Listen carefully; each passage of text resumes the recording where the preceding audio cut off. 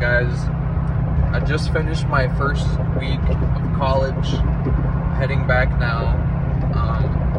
It's a pretty good first week, getting confident in my semi-driving skills. We're practicing on 10 and 13 speed double clutches. Still getting used to it. Hopefully in a couple months I'll be a pro. Who knows? It's just the first week. But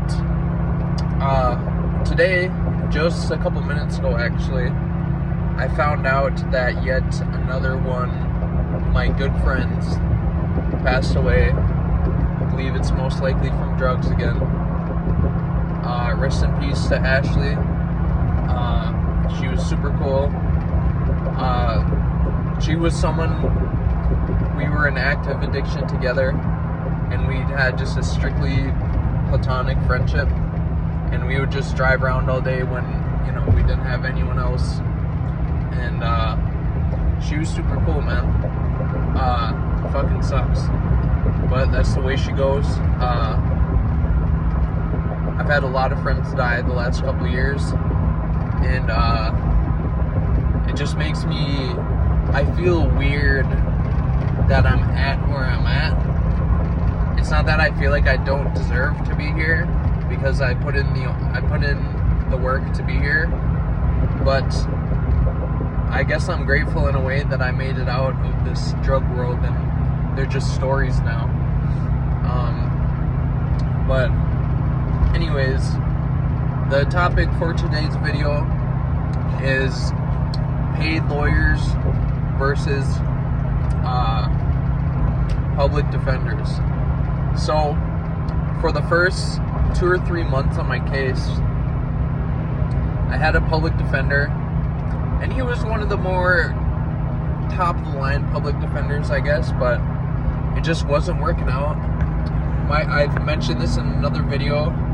My grandma, the one who I had robbed in active addiction and, you know, done horribly, made her worried sick for years about me, she ended up pulling like her pension, and she reached out to all the family like across the whole country, and they all pulled together about $30,000 to get me the top of the line lawyer for my area.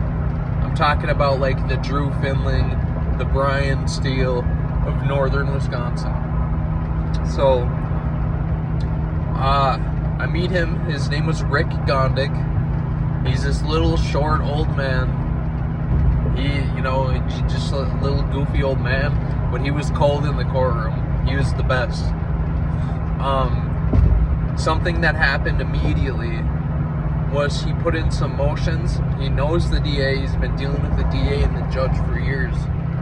He put in some motions, and this is where everything kind of changed for the better. Was the attempted murder charge got dismissed. So we would go on to find out that they didn't have any the fingerprints that they ran on me came back negative, and all the witnesses were drunk and on drugs. Okay, so they're not denying that a gunshot went off and it went through the door and almost severely injured somebody, but they know it wasn't an attempted murder. And I vaulted the video of me explaining what happened that night. I'm probably going to make an updated one just to give people who didn't see it context. And I'm probably going to put that original video up on Patreon when I make one. I'll probably put my Patreon for like $3 a month. It'll give you guys stories that I can't tell on here, out of fear for getting a strike, or just for things that I don't want the general knowledge to know, only like hardcore supporters, right? That's going to be way down the line. We're still in the 30s for subscribers. That's pretty much nothing, but we're getting there. So if you guys remember, I had been charged with attempted murder. In Wisconsin, this is a Class B felony, punishable by 60 years.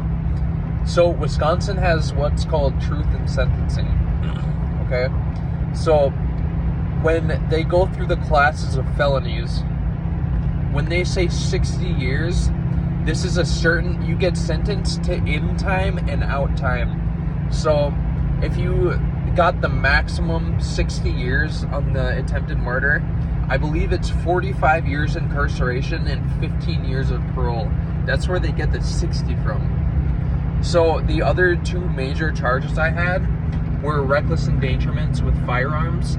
This was a Class F felony, and since there was a firearm enhancer, it added 10 more years. So they're 12 and a half years each for the Class F felony.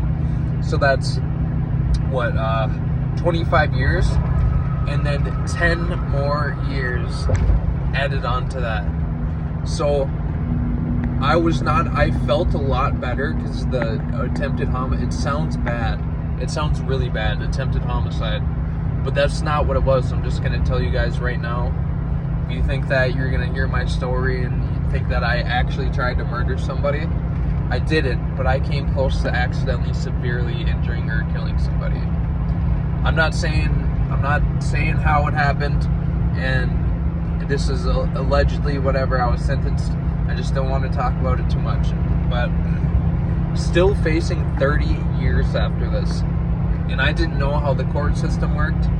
So still weighing on my mind. I was still preparing mentally just to do like 15 or 20 years just because of how serious I thought what happened. I didn't know that they give people second chances. But this is what happens. People don't get adequate representation because public defenders get paid a certain amount. I'm pretty sure they get paid a certain amount per hour by like the state. They don't get paid these mega dollars that all these paid lawyers get. So you're not going to get the quality care and representation that you need with a public defender. Some will stick their necks. I've seen public defenders beat cases, gun cases. I remember a story, these murders that happened around the town. One kid involved in it got off with a public defender. Some of them will stick their neck out for you and go the extra mile, but if it's very serious, they're not going to give you the adequate care, and they don't have the pull like a paid lawyer does. Okay, so that's, if you're facing serious time, especially somewhere like Wisconsin, I would recommend, or if someone that you know is facing a lot of time, get a paid lawyer. I'm telling you, get a paid lawyer. This man would go on to save my life, and he cared about me a lot, and I think about him probably a couple times a month, just because of, like, he brought me in right away as we brought him on, and he explained how the success he's had in the past. He calmed my mind. He never gave me any guarantee about anything, but he definitely made me feel better that I wasn't gonna get released from prison when I was an old man. So at this point in the story, there's pretty much a life sentence still looming over my head, but it's not 100 years anymore. And this is where I guess the turning point mentally comes. I'm healing off the drugs, and I think, let's see, what should we talk about in the next video?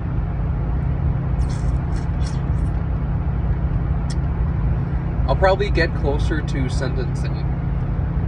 I got sentenced at 14 months. I'll probably talk about the gap, like the very first full year, me getting adjusted to jail, my pastimes. I touched a little bit on pastimes, but I think that's probably where we're gonna head in the direction. Because I got to get my main story out for you so I can start telling all of my side stories for you guys.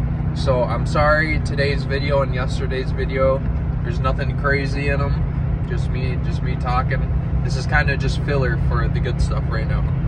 But I'm off school until Monday. Today is Thursday. So hopefully I'll try to make a video back then. My kids are sick right now, so that's probably where most of my attention is going to be. But things are gonna get good. There's gonna be a lot of valuable lessons in these. So if you're on drugs right now, just know that if I can do what I'm doing right now and the circumstances that I was given, you can also do the same thing. And let's be grateful that we're not the people that we know that are dying. That you guys get to wake up and watch this video, and I get to wake up and make this video. So I'll leave it at that. I know times are going to be different when you're seeing this. I hope everyone has a good weekend or has a good day, whichever it is.